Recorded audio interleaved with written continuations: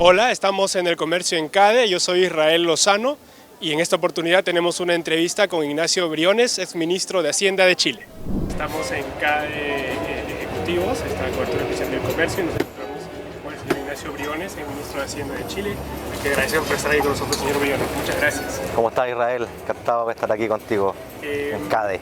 Sabemos que usted va a participar de un panel durante lo largo de esta conferencia que es Lecciones aprendidas y acciones urgentes para un Estado que funcione. Yo quería preguntarle, Chile ha tenido que aplicar políticas públicas a lo largo de momentos muy claves en los últimos 2 años, por impacto de la pandemia, pero también por un escenario de incomodidad, de convulsión social que se dio principalmente en la capital.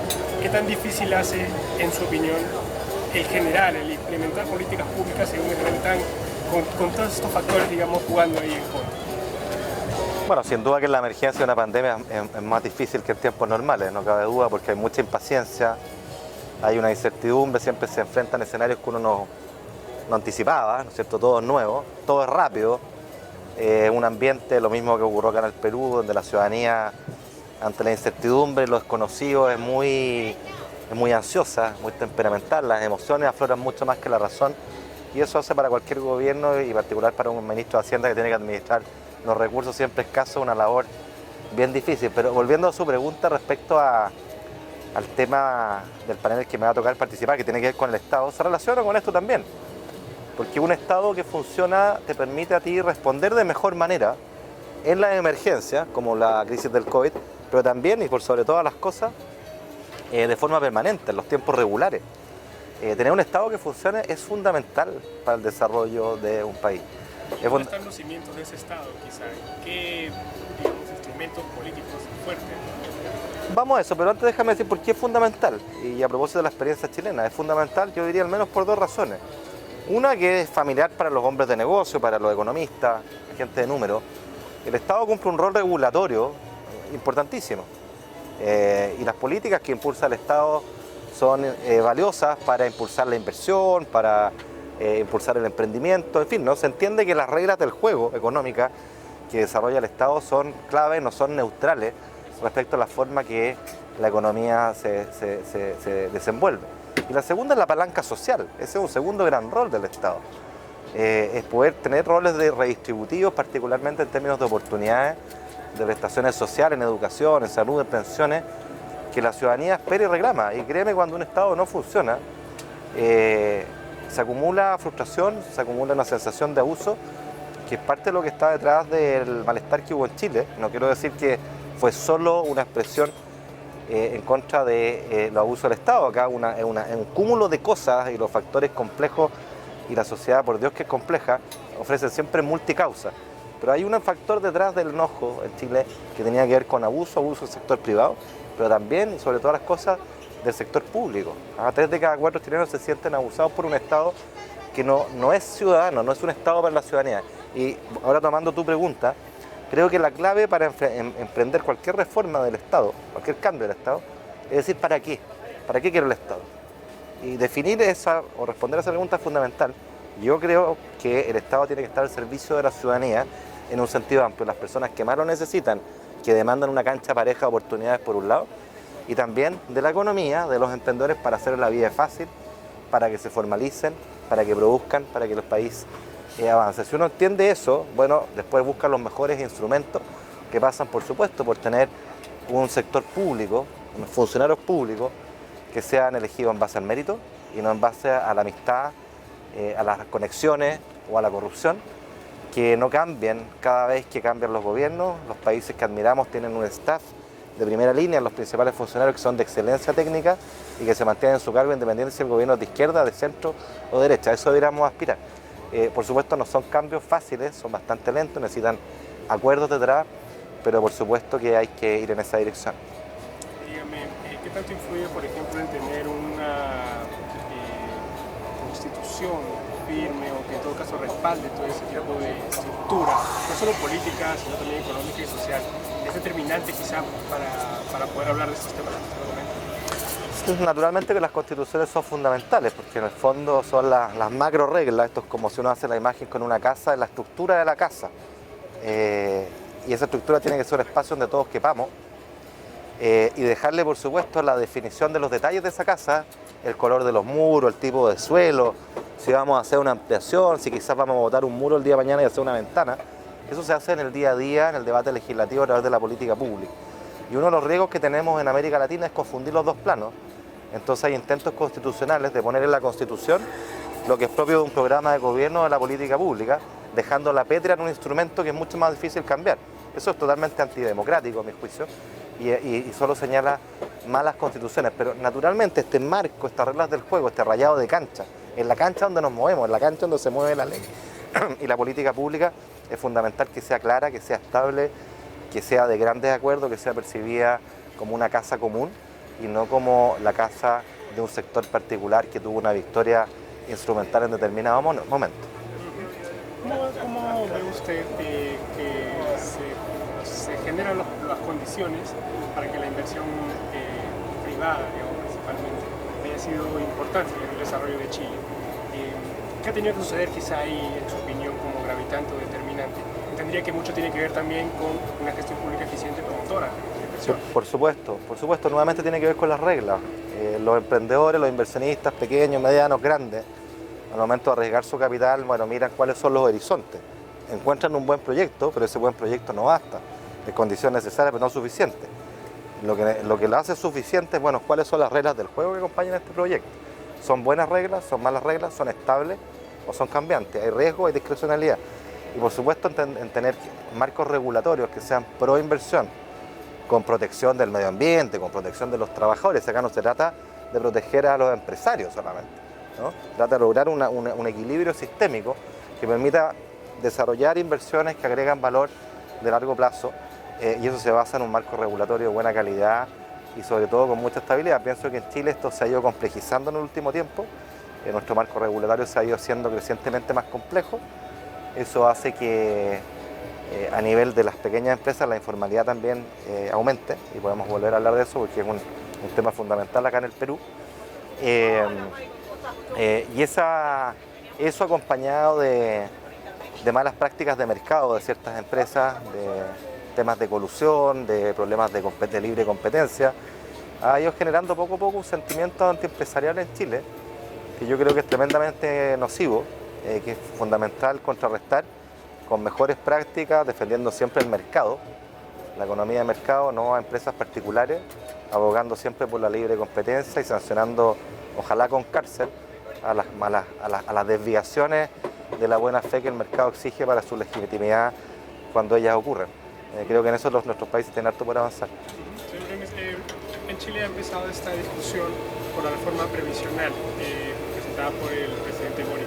Yo quería preguntarle primero cuál ha sido la respuesta o la aceptación de la ciudadanía, porque igual el tema previsional es un tema muy marcado a nivel regional, pero en el caso de Chile, dado que el modelo de las AFPs ha nacido ahí, ¿cómo ha sido, digamos, la respuesta a las sensaciones a esta propuesta?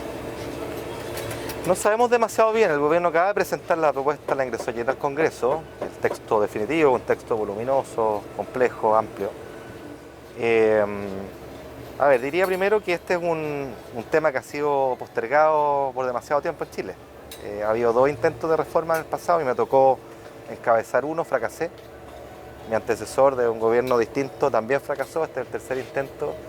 Y eso te habla de un problema que tenemos en Chile, que es un subconjunto del problema que tiene el Perú, que es una fragmentación y una polarización de su sistema político que está haciendo cada vez más difícil de gobernar Chile. Es decir, que los gobiernos puedan desplegar razonablemente los programas y las propuestas con las que fueron electas, se hace cada vez más difícil, y cuando eso pasa, la desafección de la ciudadanía cunde, las promesas por las que ellos votaron no se ven materializadas, y por lo tanto al final meten a todos en el mismo saco, y esa es la mejor manera de generar un caldo de cultivo para los populistas, que van a llegar el día de mañana a proponer soluciones mágicas a todos los problemas que aquejan a la ciudadanía, bajo la idea de que se vayan todos. Cuando los países llegan a eso, es fatal, estamos al borde del abismo, así que hay que tener mucho ojo. Y la clave está en tener reglas políticas, y esto creo que es probablemente el principal desafío que tiene el Perú, es cómo reflexionar respecto a tener reglas del juego del sistema político que eviten, 1, la fragmentación, menos partidos, mejores partidos más estables. 2, el discolaje, la indisciplina. Ambos elementos conjugados permiten una cosa que es fundamental para que los países avancen, que es fomentar la colaboración entre actores políticos que compiten, de forma tal de lograr acuerdos en torno a reformas sustantivas, económicas y sociales que la ciudadanía espera, y así los países avanzan. Sin esos acuerdos no hay reforma de largo aliento posible, y me temo que ustedes y nosotros también estamos bastante al debe en eso, estamos en una zona de estancamiento que al final se termina pasando la cuenta. Quería preguntarle algo muy puntual, y con esto quizás cerramos. Perdón, y respecto a lo que tú me preguntabas, sí, la reforma de pensiones, es rara la sensación porque en Chile, al igual que en el Perú, durante la pandemia ocurrieron los retiros de fondos previsionales. Sí. Y eso generó un cambio fundamental en la percepción de la ciudadanía. Mucha de ella era, bajo la lógica de las teorías conspirativas, tenía esta duda de si acaso la plata existía. Bueno, no solo existía, la sacaron, la gastaron, la tocaron y la sacaron 3 veces. Entonces, cuando tú le agarras el gusto a tu dinero, dices, bueno, ahora que me van a pedir un esfuerzo adicional de 6 puntos de cotización sobre los 10 que ya tengo de mi sueldo, bueno, quiero que vayan a mi cuenta de AFP, no quiero que vayan a un fondo común. Y eso uno lo ve en las encuestas y es parte de la problemática que enfrenta el gobierno, amén de no tener mayoría en el Congreso por esta fragmentación que te decía, y que va a ser muy compleja la reforma. Pero acá también hay un aprendizaje para el Perú. Y perdona que me extienda acá en el gran desafío, y es lo que voy a hablar en mi presentación mañana, a propósito de la reforma del Estado. El Perú, con el nivel de informalidad que tiene, cerca del 75%, no hay Estado que pueda funcionar. Es imposible. Y claro, es huevo gallina también, porque la informalidad se explica por un Estado que no funciona, y las personas le buscan la vuelta a un Estado que no funciona, pero tienen un problema. Y tienen un problema serio porque, como te decía, los países que avanzan tienen que asegurar una cancha de oportunidades pareja, para maximizar los talentos, por un tema de justicia social también, y de eficiencia económica. Eso cuesta dinero.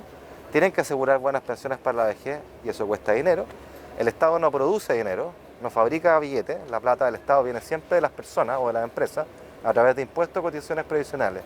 Y si ustedes tienen solo 25 de cada 100 personas que son formales y que por ende o pagan impuestos o cotizan, tiene una base tan estrecha que lo que van a recaudar va a ser siempre insuficiente. Pero la métrica con la cual van a evaluar, por ejemplo, las pensiones, es la pensión promedio. Y si ustedes tienen un mundo donde para un 25% de la población las tasas de reemplazo son correctas, pero para los otros 75% es cero, el promedio va a ser siempre bajo. Y siempre los van a jugar por ese promedio y les van a decir, esto es porque el sistema privado, que la AFP se roba la plata, que la invierten mal. Si no amplían la base, y ese desafío también lo tenemos nosotros, pero es que el desafío de ustedes es más del doble que el nuestro, están en un serio problema, se van a estar haciendo trampa en el solitario y esto les va a rebotar de vuelta. Y lo mismo pasa con los impuestos. No es casualidad que el Perú tenga una carga tributaria que aproximadamente 15% del Producto Interno Bruto, es tremendamente baja, es baja en el promedio, en general, pero no es nada de baja para ese 25% que paga. Porque cuando tú tienes que recaudar un cierto monto sobre una base pequeña, la tasa que le cobra a esa base pequeña es alta, ¿no? Y esa es la razón por la cual ustedes tienen una tasa de impuestos a las empresas de 29,5%, la cual es súper alta comparada con el resto del mundo. El promedio de la OCDE, los países ricos, es 22,8%. Y dígame, bastante corto, el tema de la reforma de pensiones en Chile, en su opinión, como ministro, ¿ve que es sostenible financieramente para el país? No he visto, mira, acaban de presentar la reforma con todos sus cálculos, todos sus detalles. Yo he sido bastante cuidadoso de no opinar hasta ver el detalle técnico, precisamente de la sostenibilidad. Me parece que en el agregado, en el titular, la reforma tiene cuestiones que yo valoro desde lo macro. Es un sistema que sigue siendo esencialmente de ahorro respecto a los 10 puntos de cotización que hay hoy día, y también en algunos años respecto a estos 6 puntos adicionales. Es decir, contribuye a engrosar o aumentar el ahorro nacional, y eso es bienvenido desde el punto de vista de la inversión, del crecimiento desde la macro. Tengo reservas y tengo reparo respecto a una serie de bajadas operativas, sobre todo cuál es el rol que va a tener el Estado en todo esto, que hay que discutirla, que hay que verla con detalle, y por supuesto respecto a cómo se reparten estos 6 puntos de esfuerzo adicional que se le piden a los trabajadores, de si acaso van a ir todo a un fondo colectivo, o si hay una parte que en realidad debiera ir a las cuentas individuales de los trabajadores, máxime cuando Chile ha avanzado recientemente dio un paso importante al financiar una pensión mínima universal, la PGU, para todos los chilenos, en un monto que equivale hoy día aproximadamente a unos $230, $250 a todo evento, ¿no? Es un salto importante. Perfecto, señor. Le agradezco agradezco bastante por su tiempo y por esta entrevista. Gracias. Muchas gracias.